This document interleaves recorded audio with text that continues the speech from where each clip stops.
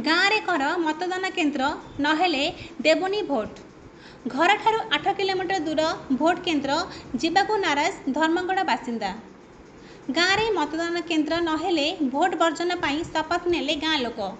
कलाहांडी जिला धर्मगढ़ निर्वाचन मंडली अंतर्गत कोकसरा ब्लॉक गंभारीगुंडा पंचायत सिल्लीगुड़ा गाँ लोक भोट बर्जन पाई एपरि निष्पत्ति नेइछंती। गाँव रे मतदान केन्द्र करने सेमाने बारंबार दाबी करी आसुछंती। सिल्लीगुड़ा को राजस्व ग्रामर मान्यता मिली हेले सेठारे एजाएं मतदान केन्द्र होई पारे नाही। एने गाँ लोक बारंबार प्रशासन पाखरे मध्य दाबी करिसंती हेले सेमानक दाबी पूरण होई पारुनी।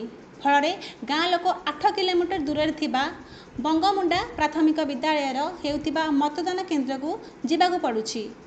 चलित निर्वाचन में अँलागुड़ा रे भोटदान केन्द्र होइथिला।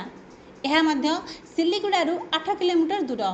तेणु गाँ लोक भोट न देबाकू निष्पत्ति नेइछंती। ब्यूरो रिपोर्ट जागरण 24 न्यूज।